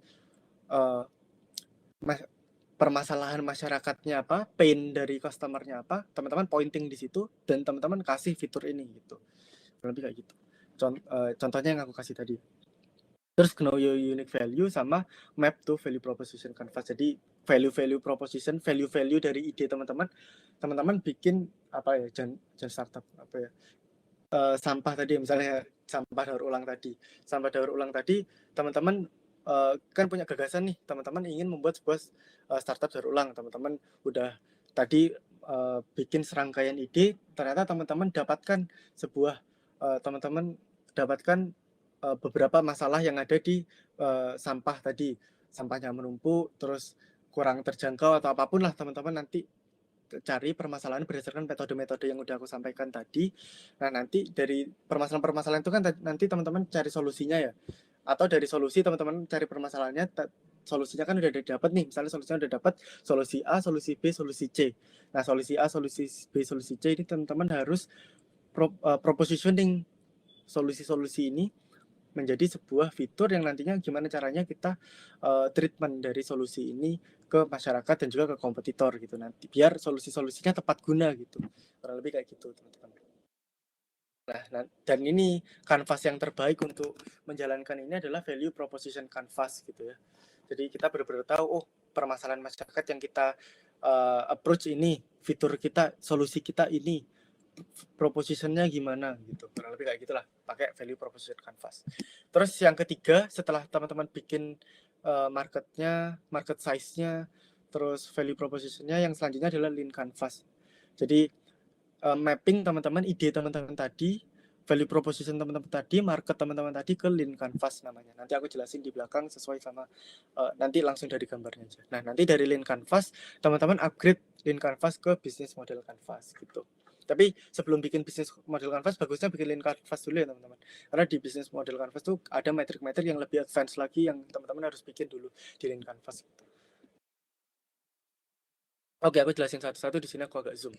Masih kelihatan ya? Semoga ya. Oke, jadi untuk value proposition canvas ini ada yang di atas. Ini ada customer profiling, terus juga ada value propositioning, di mana ada pain. Pain ini permasalahan pain relief. Di customer profile ini adalah ideasi dari teman-teman tadi, permasalahan dan solusi yang teman-teman permasalahan dan solusi yang teman-teman angkat. Misalnya tadi berdasarkan approach tadi, permasalahan yang teman-teman dapat apa aja, teman-teman sebutin di sini nih di pains-nya. Nah, nanti dari pains-nya ini teman-teman juga ambil gains-nya apa aja gitu ya. Gains-nya solusi-solusi teman-teman apa aja di gains ini. Nah, terus di sisi lain teman-teman juga harus bikin dari sisi produknya teman-teman, value propositioning teman-teman. Teman-teman apa sih yang yang bisa pain relievers-nya apa, yang apa ya, fitur-fitur yang bisa menyelesaikan masalah itu apa, dan juga fitur-fitur yang bisa menambahkan kesenangan dari pengguna itu. Misalnya tadi kalau pain, kalau startupku ya, kalau di Circadian pains-nya adalah tadi anak kos tadi bla bla bla bla, gears-nya adalah delivery service, pain relievers-nya adalah aku membuat sebuah algoritma kesehatan yang bisa merekomendasikan makanan yang support delivery service. Gain creators-nya adalah aku membuat sebuah sistem delivery service yang cepat, efektif, cost efisien. Nah, itu gain creators-nya. Kurang lebih kayak gitulah teman-teman. Nanti kalau teman-teman mau detail lagi, sebenarnya masing-masing dari canvas ini kalau mau didetailin itu jadi satu webinar sendiri teman-teman, karena materinya banyak banget dan nggak mungkin sih aku sampaikan satu persatu di sini gitu. Tapi kurang lebih kulitnya seperti itu. Nanti teman-teman bisa pelajari sendiri lebih dalam. Terus di market size ini juga sama. Aku langsung kasih contoh aja ya. kalau market ini tadi ya, yang Tam-Samsom ini untuk market, menilai market kita seberapa besar dan di mana market kita. Nah, kalau market size ini nanti penting untuk kita menilai business value kita seberapa gitu. Atau ya kurang lebih kayak gitu sih, untuk menilai market size dan juga business value kita. Misalnya TAM kita adalah, misalnya TAM-nya kan Circadian aplikasi ya, aplikasi online gitu. Berarti TAM-nya adalah semua orang, jadi hijau paling luarnya adalah semua orang di Indonesia yang mempunyai akses internet, kurang lebih ada 100 juta orang gitu. Itu kan banyak banget ya. Terus SAM-nya adalah segmen tertentu ya, segmen tertentu dari produk yang bisa kita reach adalah orang-orang yang ingin menjalankan hidup sehat gitu. Jadi di TAM-nya adalah orang-orang yang punya akses orang Indonesia yang punya akses internet dan punya HP. SAM-nya ini adalah orang-orang yang ingin menjalankan hidup sehat. Soalnya kalau di TAM kan orang-orang yang punya HP kan belum tentu mau hidup sehat juga ya gitu. Ada hanya beberapa orang aja yang ingin hidup sehat. Terus untuk SOM-nya itu orang-orang yang ada di regional Bali dan sebagainya yang benar-benar bisa circadian approach untuk awal-awal ini atau di cabang-cabangnya circadian aja dan sebagainya. Dan ya banyaklah approach untuk menilai Tam-Samsomnya ini, nanti teman-teman search sendiri. Terus untuk selanjutnya ada Lean Canvas, terus di-upgrade ke Business Model Canvas. Ini ada metrik-metriknya teman-teman. Ini juga udah ada 1, 2, 3, 4. Ini juga udah ada banyak banget di internet. Teman-teman ikutin aja. Tadi kan customer segment itu kan bisa didapat dari sini ya, Tam-Samsom ini ya. Nanti dari Tam-Samsom ini tinggal masukin aja ke sini. Klik masukin ke sini, ini udah jadi satu metrik. Terus teman-teman masuk ke yang nomor 2 terkait dengan problem. Tadi kan dari problem statement udah dimasukin kan, masukin ke sini. Terus solution statement tadi juga udah masukin ke sini. Terus sebenarnya ada Lean Canvas yang habis dari problem statement ke solution baru ke unique. Tapi ini unique dulu baru ke solution. Tapi aku sih problem solution baru unique ya, unique value proposition 4. Ada 2 versi. Nanti teman-teman kalau search di Google ada versi berbeda, itu nggak masalah. Angka-angkanya ini tentatif kok. Yang penting teman-teman nggak bingung aja ngisinya gimana. Nah, solutionnya udah diisi kan, udah aman. Terus unique value proposition tadi dari value proposition canvas ini, itu teman-teman masukin ke sini. Nah, selanjutnya yang teman-teman lanjutkan adalah teman-teman bikin unfair advantage, channel, revenue, sama cost structure. Ini penting juga dalam membangun sebuah bisnis, dan ini di luar dari kerangka ideasi ya teman-teman, yang channel, revenue, sama cost structure ini operasional, lebih ke operasional gitu. Revenue ini masih ideasi sih, tapi lebih ke bisnis, lebih ke operasional juga nanti product market fit gitu. Tapi di Lean Canvas ini teman-teman perlu dibikin juga kayak kita penghasilan dari mana sih kalau misalnya punya ide. Teman-teman jangan bikin startup kalau teman-teman misalnya idenya A. Oh, teman-teman udah pede nih bikin startup, tapi teman-teman nggak tahu dari ide A ini menghasilkan duitnya dari mana, yaitu idenya teman-teman ya nol besar juga di dalam dunia startup. Bisa jadi idenya teman-teman sangat bagus, sangat intelijen, sangat inovatif, solutif, dan terbarukan misalnya ya. Keren banget lah produknya kalau jadi. Tapi kalau dibukukan atau kalau diliterasikan, oh ini ide ini keren banget nih. Metode yang teman-teman bikin atau ide yang teman-teman bikin ini keren banget. Tapi kalau teman-teman ikut lomba startup tanpa revenue yang bagus ya itu tetap nol besar gitu. Ide teman-teman sebagus apapun tanpa revenue stream yang bagus itu juga nol besar. Cost structure ini terkait dengan apa ya, biaya operasional dari produk teman-teman gitu kurang lebih. Sama ya bisnis model ini ada tambahan aja ya kayak key partner dan sebagainya. Kurang lebih bisnis model Canvas sama Lean Canvas ini sama, cuma di bisnis model Canvas ini biasanya untuk perusahaan-perusahaan yang udah besar atau bisnis-bisnis yang udah jalan, yang nggak terlalu menilai dari masalahnya lagi gitu, karena udah ada yang beli bisnisnya, jadi nggak usah menggali-gali masalah. Yang kayak di Lean Canvas ini kan ada problem statement, tapi kalau di bisnis langsung kayak key partner gitu. Jadi ini lebih ke bisnis yang udah jalan. Jadi teman-teman ketika membuat startup nanti, ketika udah bikin startup, teman-teman perlu upgrade ke bisnis model Canvas. Nah, nanti ketika teman-teman udah punya semua material ini, teman-teman kalau mau ikut lomba-lomba startup, inkubasi dan lain sebagainya ya nggak jauh melenceng dari yang teman-teman bikin ini. Tinggal teman-teman nanti bikin proposalnya aja, kurang lebih kayak gitu. Jadi mantap banget lah kalau teman-teman udah berhasil untuk membuat ini gitu. Oke, kita lanjut, tinggal dikit. Oke, udah kesimpulan ya. Jadi kesimpulannya adalah teman-teman di sini, untuk dalam rangka kita membuat sebuah problem based startup, kita harus tahu betul basic-basic membuat ide tadi gitu. Jadi ada proses-proses tadi ya, idea creation tadi, Ini problem statement, solution, idea validation, value proposition, sama mapping business model. Ini teman-teman harus benar-benar pahami, teman-teman pelajari lagi, teman-teman aplikasikan, teman-teman experiencing gimana dalam mencoba, teman-teman coba gimana, teman-teman coba membuat ide gitu. Nanti teman-teman merasa sendiri, oh kira-kira kayak gini nih, kayak gitu nih. Nah, nanti teman-teman feelingnya dapat sendiri. Nah, kalau teman-teman dari idenya aja udah salah, step-step selanjutnya juga nggak bisa maksimal gitu, operationnya nggak bisa maksimal, apalagi sampai ke scale up atau apapun gitu, kurang lebih kayak gitu. Jadi ideationnya harus benar-benar matang dan bagus dulu.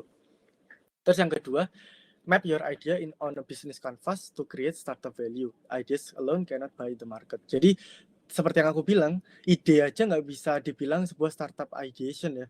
Jadi startup teman-teman nggak akan bervalue, startup teman-teman nggak akan bernilai ketika teman-teman nggak mapping idenya teman-teman ke dalam bisnis model atau bisnis canvas gitu. Jadi yang dibicarakan dalam sebuah startup itu tetap adalah bisnisnya.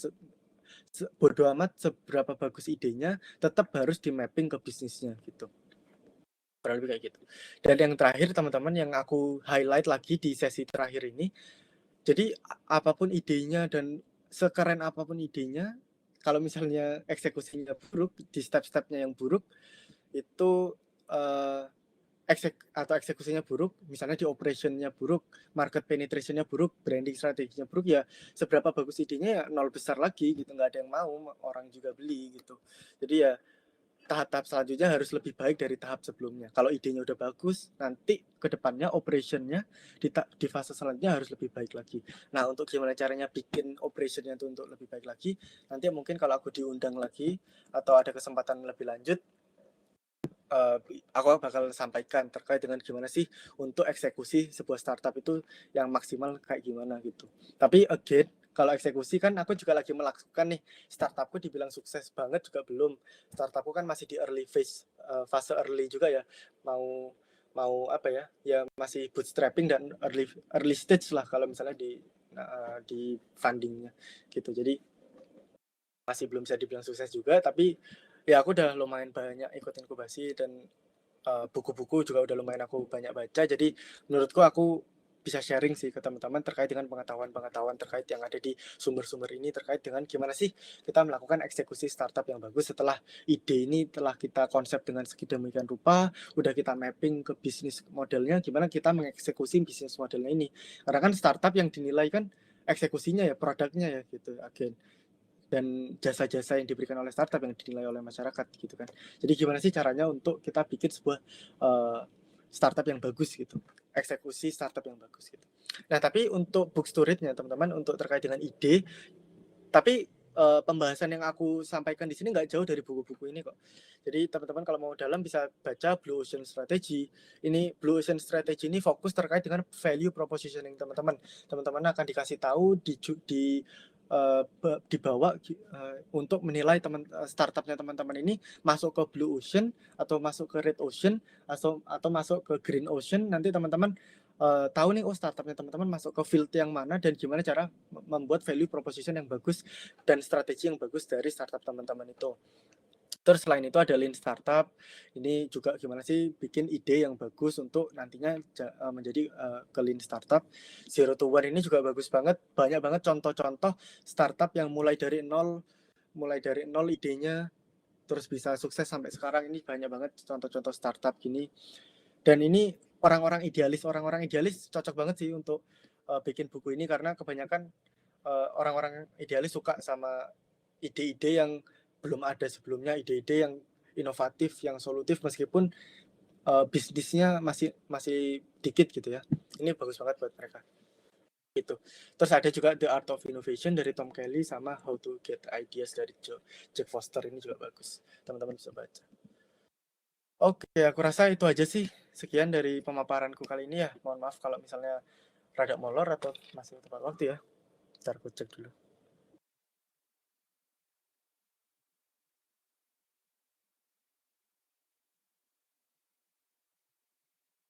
Oke, sambil aku nunggu, kalau teman-teman ada pertanyaan boleh ya, sambil tanya aja.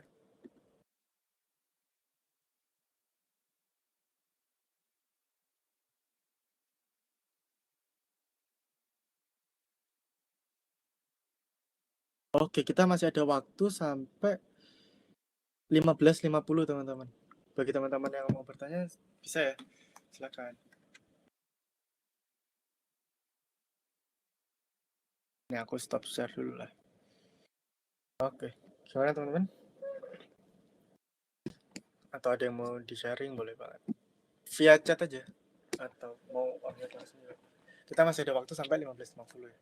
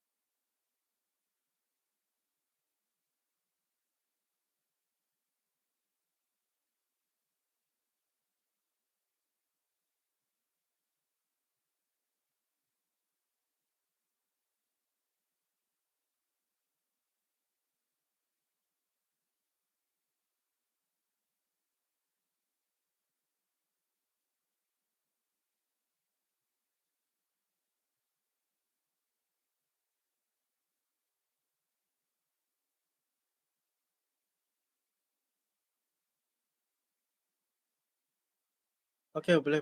Silakan tanya aja.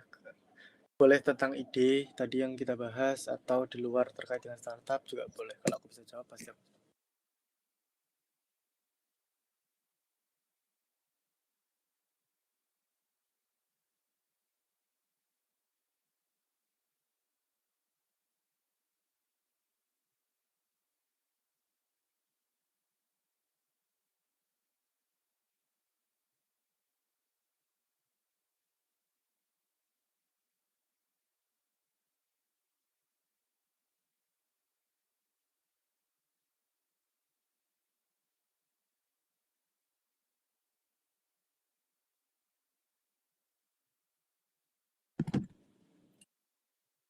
Mana Rizky lagi mau nanya apa jadinya? Atau nggak jadi ya?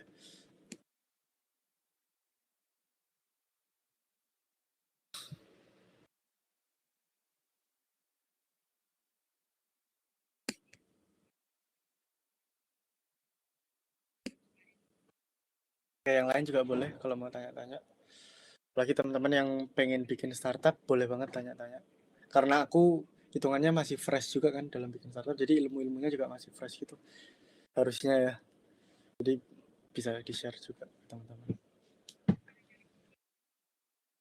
Tapi di luar dari fase-fase tadi ya teman-teman, dari sambil nunggu Rizky pertanyaan Rizky, aku mau sharing juga sambil nunggu juga nih pertanyaannya dia Rizky. Oh ini udah. So ini hambatan yang dialami startup Circadian di phase yang mana ya?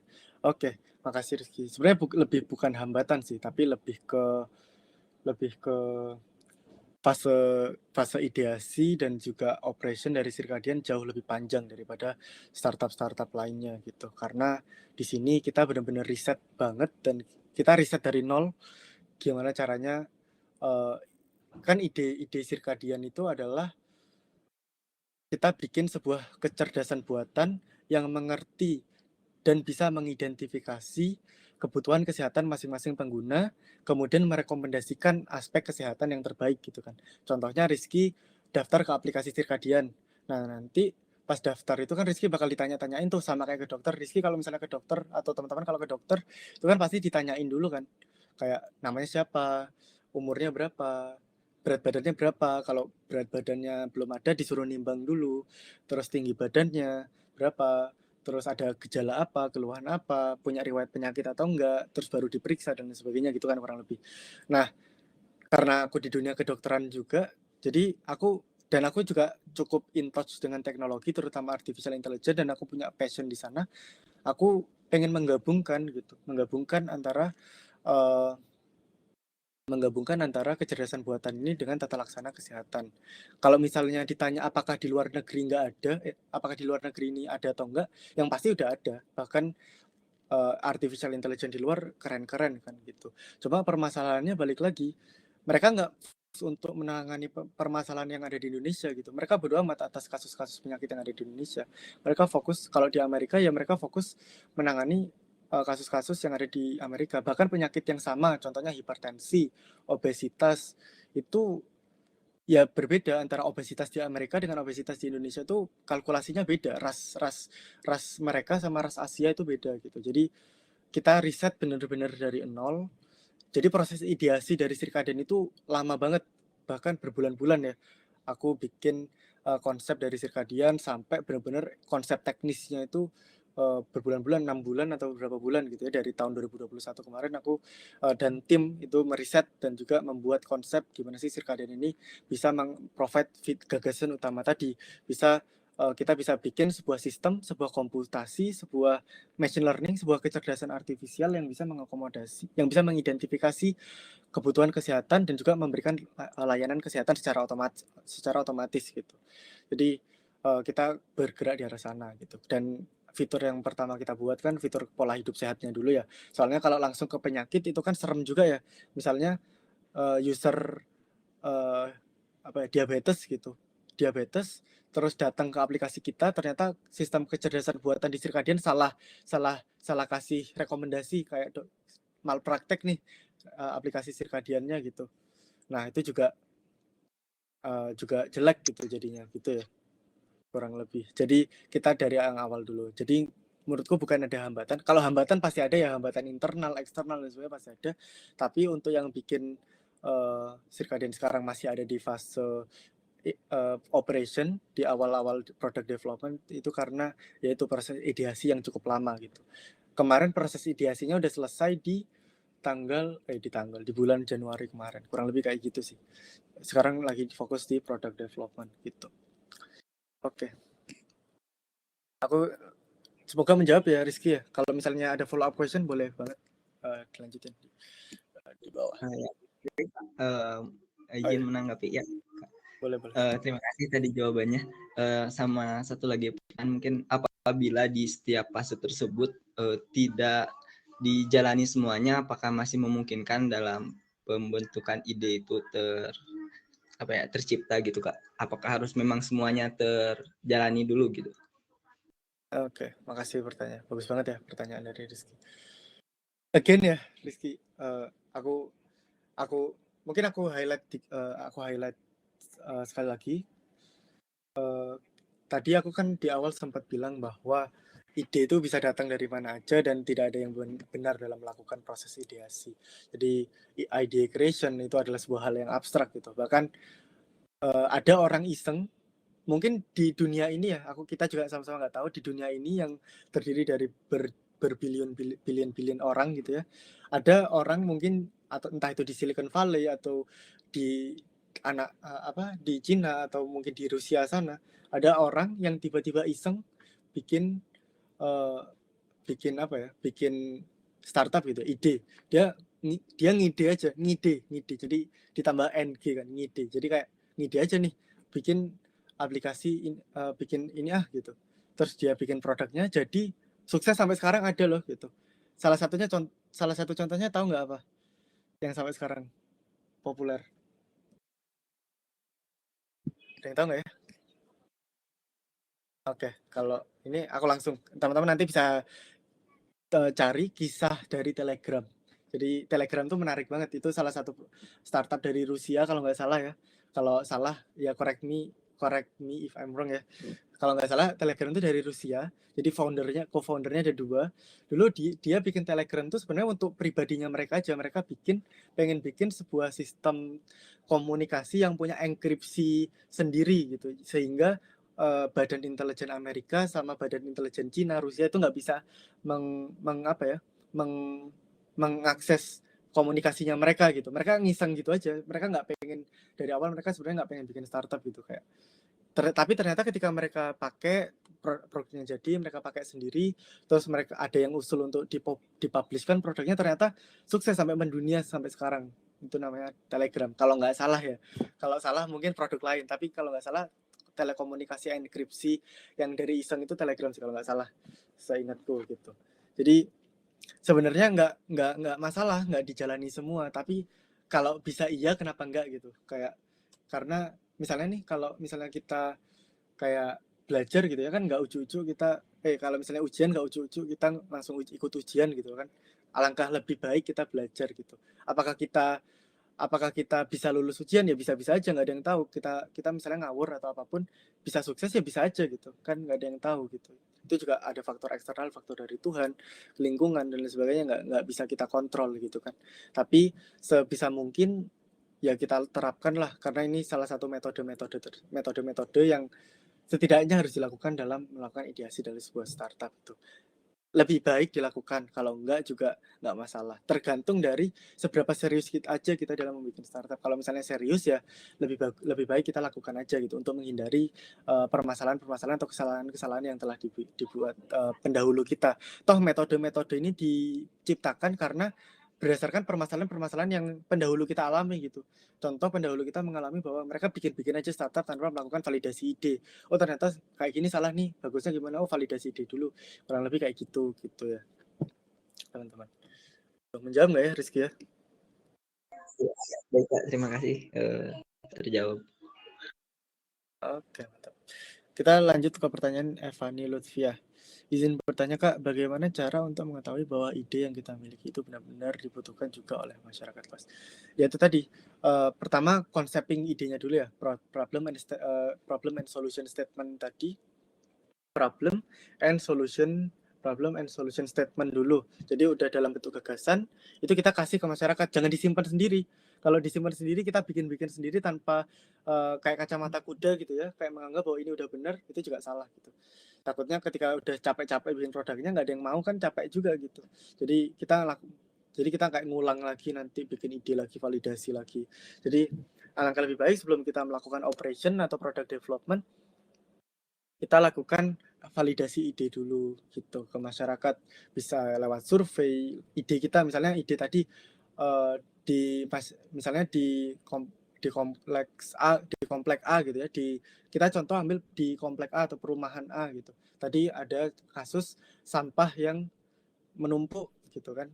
Oh kita udah temukan permasalahannya A B C D F G gitu. Permasalahannya apa aja? Oh sampahnya menumpuk karena nggak ada tukang sampah yang datang. Sampahnya menumpuk karena masyarakat di sini hidupnya konsumtif, kantong plastik dan sampah-sampah apa gitu ya. Itulah pokoknya permasalahan itu. Terus permasalahan lagi, tempat pembuangan sampahnya kurang maksimal, kurang efektif, kurang luas atau kurang apa, jadi sampahnya berserakan dan sebagainya. Itu permasalahan itu kita kumpulkan semuanya, terus kita berikan solusinya sesuai dengan kapabilitas dan kapasitas kita, dan juga passion kita juga tadi dikaitkan dengan beberapa metrik-metrik untuk menciptakan sebuah solusi tadi. Oke, solusinya udah dapat, dan dari solusi-solusi itu kan kita punya gagasan nih. Oh, solusi A, B, C, D, fitur A, solusi A, B, C, D ini kan nanti bakal jadi fitur kita, jadi gagasan kita. Oke, itu ideasi kita udah sampai sana. Udah kelar nih. Kita udah punya gagasan dan juga beberapa gagasan utama dan gagasan-gagasan pendukung terkait solusi yang akan kita tawarkan terkait dengan permasalahan. Nah, dari situ untuk tahu bahwa benar-benar dibutuhkan oleh masyarakat luas, sebelumnya jangan masyarakat luas dulu ya, masyarakat komplek itu dulu sebenarnya. Karena kita ada startup, ada permasalahan kan di komplek A, di perumahan A. Ya coba interview atau pakai survei di perumahan A, masyarakat di situ sepakat nggak sih kira-kira sampah ini emang jadi masalah nggak sih? Perlu dikasih solusinya nggak sih? Kalau mereka merasa perlu ya lanjutkan. Apakah solusi yang dirimu tawarkan itu udah oke atau enggak? Kalau udah oke ya lanjutkan. Kalau belum, solusi apa yang kira-kira oke bagi mereka dan sebagainya. Karena toh balik lagi mereka juga yang bakal pakai gitu. Jadi kita harus nemuin balancing sih dari idealisme kita dan juga market needs gitu ya, market demand dari market gitu. Nah kalau misalnya dari komplek A atau perumahan A itu merasa udah, oh ini benar-benar permasalahannya, oh memang nih aku juga merasakan. Terus dari sisi solusi juga oke banget, keren banget nih solusinya. Kalau misalnya ini ada, kita bakal terbantu nih masyarakat. Nah, itu bisa diokekan gitu, kita buat produknya. Tapi untuk tambahannya lagi teman-teman, masyarakat luas, teman-teman juga perlu afford juga, perlu capai juga, karena dalam berbisnis dalam berstartup kan teman-teman nggak mungkin kan ingin hanya menjual ke perumahan aja kan. Apakah di perumahan-perumahan lain juga? Apakah di kota-kota lain juga? Apakah di negara lain juga bahkan bisa sampai ekspor gitu kan? Ya kita nggak tahu. Nah di situ teman-teman harus menilai apakah produk atau solusi yang teman-teman tawarkan ini bisa di scale up atau enggak. Karena salah satu key point dari investor lihat juga apakah bisnis ini bisa di scale up atau enggak gitu. Kalau nggak bisa di scale up ya investor males biasanya. Kayak ya untungnya juga di komplek A doang, investor mana yang mau kan gitu. Kayak ya untungnya juga dikit, orang perumahan A paling orangnya cuma 100-100 aja. Tapi jadi penting setelah validasi ide di perumahan A, teman-teman juga validasi ide di komunitas yang lebih luas lagi gitu. Tapi sebelum masuk ke komunitas yang lebih luas, teman-teman harus segmenting dan targeting dulu. Targeting market tadi kan ada tam samsomnya ya. Jadi segmentingnya dulu, terus targeting lebih rinci lagi, yaitu di perumahan A. Kalau di perumahan A yang teman-teman deket aja mereka merasa nggak dipermasalahkan, ya kenapa yang luas kan lebih susah teman-teman nanti untuk menyelesaikan permasalahan yang lain gitu. Jadi teman-teman targetingnya harus benar, udah ditargeting benar, di komunitas targetingnya teman-teman benar-benar dibutuhkan, terus teman-teman validasi ide lagi di komunitas atau market yang lebih besar. Kalau misalnya itu juga oke di mereka, ya itu bisa di scale up berarti, kurang lebih kayak gitu sih. Itu sih kurang lebih bahwa ide kita bisa benar-benar dibutuhkan ya, salah satunya dengan validasi ide. Dan validasi ide tadi kan bisa lewat survei dan sebagainya, tapi sebelum itu kan ada kayak research dan sebagainya. Ya, kurang lebih kayak gitu sih. Jawab nggak ya dari Evan ya?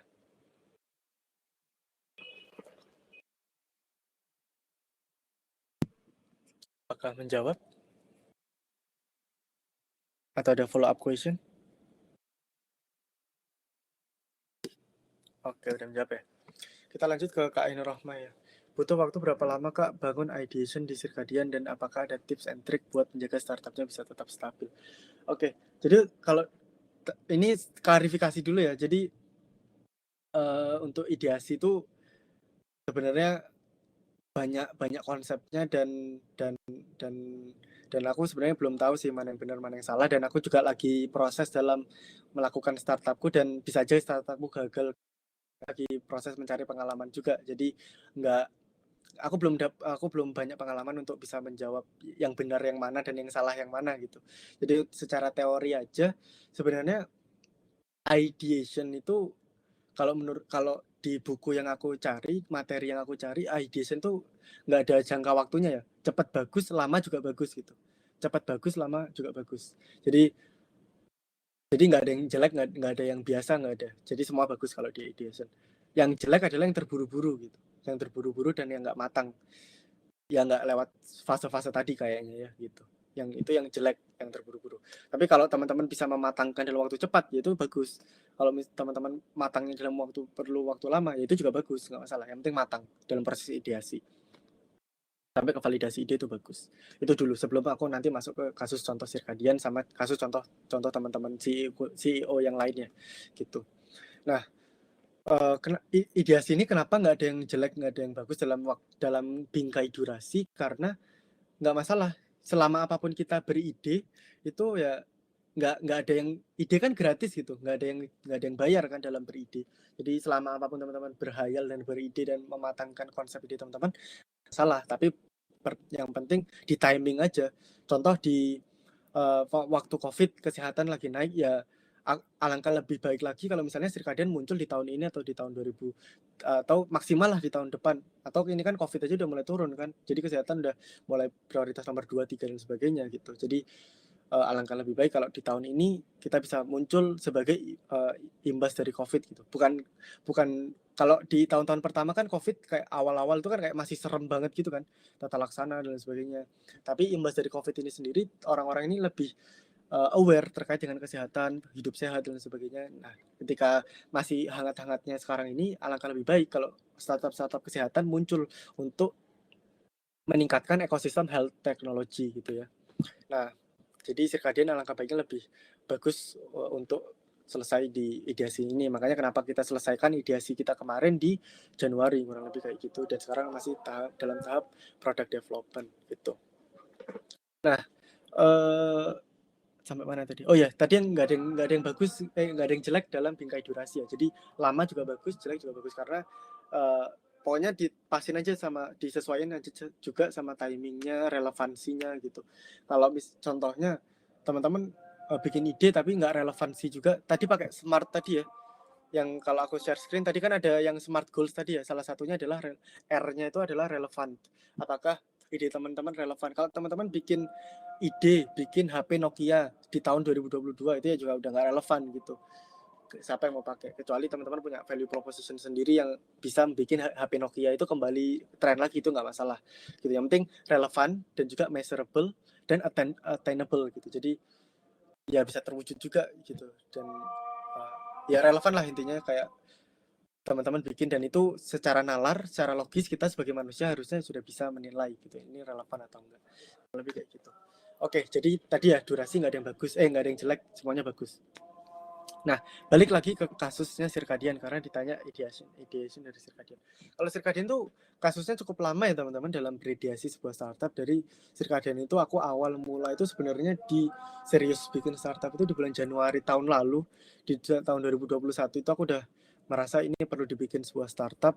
Dan di situ juga aku mulai bikin sebuah ideation. Jadi aku benar-benar matengin problem statement-nya, aku benar-benar matengin solution statement, ID validation, value propositioning, unique value key-nya benar-benar ditonjolin, terus branding manuvernya benar-benar dibikin dulu, mapping ke bisnis model di Lean Canvas. Itu benar-benar aku teoritis banget lah, entah itu benar atau enggak ya, karena aku juga menilai lagi. Mungkin di tahun depan kalau misalnya ditanya lagi mungkin aku udah bisa menilai bahwa oh ternyata aku lama-lama berideasi ini bagus atau enggak, itu aku bisa menilai. Tapi secara teori belum ada yang bagus, belum ada yang jelek untuk berideasi.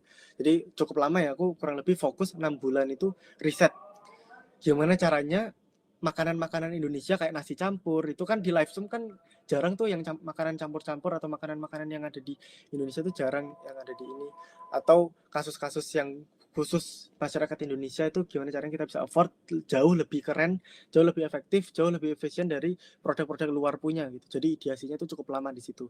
Riset-riset kesehatannya yang kita sangat hati-hati karena kita kan mainannya sama manusia ya. Salah sedikit manusia bisa kacau gitu, hidupnya nggak tambah sehat malah tambah sakit. Itu kan juga beban mental dan juga beban ininya juga beban beban legalnya itu juga tinggi. Makanya di kasusku Circadian ini aku bikin secara hati-hati dan juga perlu waktu lama.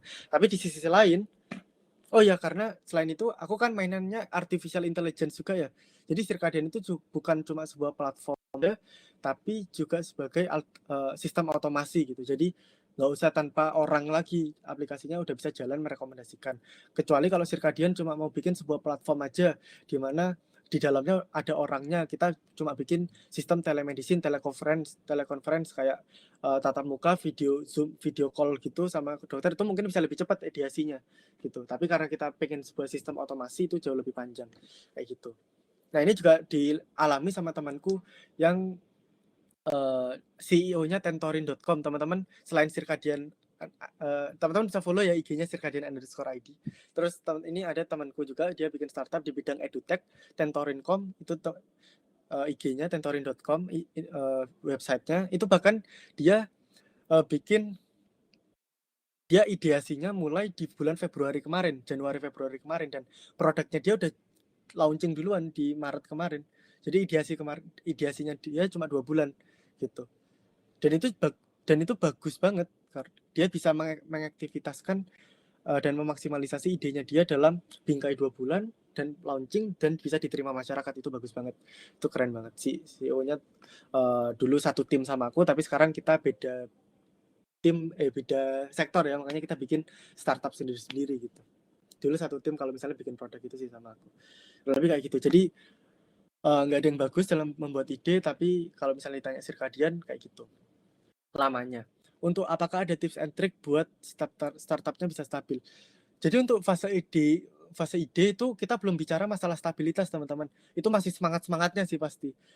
Terutama kalau misalnya kita mulai sama 3 orang, 3 co-founder 3 orang, kita berideasi bareng-bareng, kalau co-founder-nya tepat, pasti sangat semangat banget sih. Jadi pasti stabil sih untuk awal-awal ideasi itu. Cuma nanti ketika masuk fase operasi, market penetration, entah itu dapat kegagalan atau kesuksesan, nah itu baru nanti gimana sih caranya tips and trick stabilitas.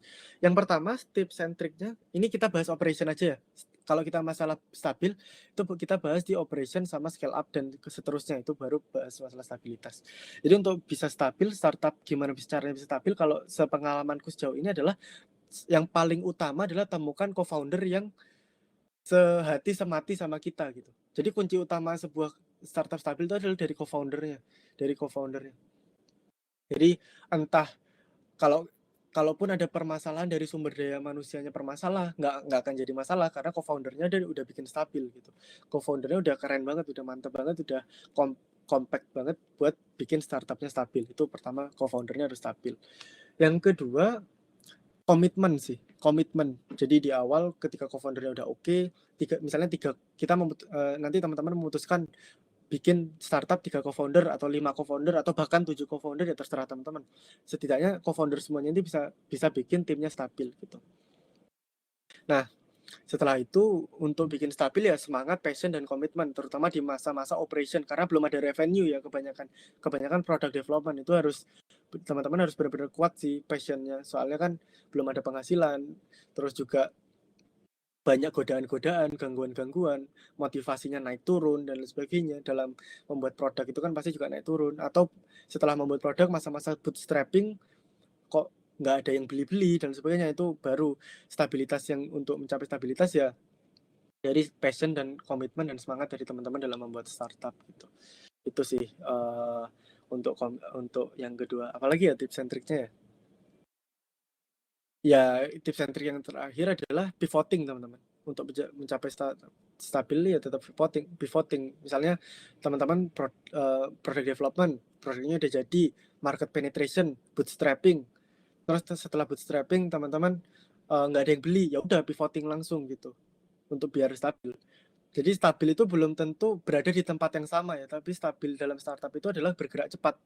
Stabilitas dalam startup itu dicapai ketika kita agile dalam startup. Makanya tadi ada buku namanya Lean Startup, yaitu gimana caranya membuat startup kita tetap agile gitu. Jadi ya pivoting, bahkan ide yang tadinya awal kayak gini harus dirombak ya dirombak dan sebagainya sesuai sama market needs-nya nanti gitu. Nah dari situ 3 komponen itu kalau teman-teman bisa achieve dan bisa lakukan nanti insya Allah atau astungkare atau semoga startupnya teman-teman bisa stabil gitu ya. Itu Ainur Rahma ya. Menjawab nggak ya? Oke, karena udah 15.50, jadi kita udahin aja ya sampai sini. Makasih udah dengerin pembelajaran tamu kali ini ya, meskipun ini kayaknya bannernya salah sih, tapi nggak apa-apa sih. Ini banner kita yang pertama, yang kemarin. Kayaknya judulnya belum diganti. Nggak apa-apa. Nanti kalau misalnya ada kesempatan lagi di pembelajaran tamu yang ketiga, kan kalau misalnya aku diundang itu berarti kita bicara masalah startup sih, karena di Bisa ini ekspertisku di startup gitu ya. Jadi kita bicara terkait dengan operation, gimana sih mengeksekusi ide yang tadi kita bahas sepanjang lebar saat ini itu bisa dieksekusi dengan baik dan benar gitu. Karena sejatinya sesuai quotes tadi, sebagus-bagus ide, sebrilian-brilian ide, kalau eksekusinya nol ya nol besar gitu. Karena startup dinilai dari produknya gitu ya. Kayak misalnya nih, teman-teman punya ide bagus, teman-teman bicara ke investor ya dibilang ngomong kosong sama investornya kalau misalnya nggak ada produknya gitu. Investornya juga nggak akan percaya dan nggak akan mau invest ke teman-teman kalau misalnya teman-teman nggak ada produknya gitu ya, kurang lebih. Jadi teman-teman nanti bisa perdalami dulu tentang ide, atau teman-teman yang mau bikin startup dari sekarang coba bikin kerangka ideasi tadi, coba dibikin sesuai sama fase-fase yang aku sampaikan tadi, proses yang aku sampaikan tadi. Nanti di pertemuan selanjutnya kalau misalnya aku diundang lagi, teman-teman ada tanya terkait dengan ide, itu juga boleh. Kayak permasalahan-permasalahan teman-teman dalam membangun ide itu juga boleh nanti ditanyakan di sana. Mungkin sekian aja ya. Makasih buat yang udah hadir, semoga bisa bermanfaat buat kita semua, dan juga nanti kita bersama-sama bisa bermanfaat buat bangsa kita Indonesia gitu ya. Jadi karena kita tadi mulai dengan doa, sekarang kita tutup dengan doa juga. Doa sesuai kepercayaan masing-masing, berdoa bisa dimulai.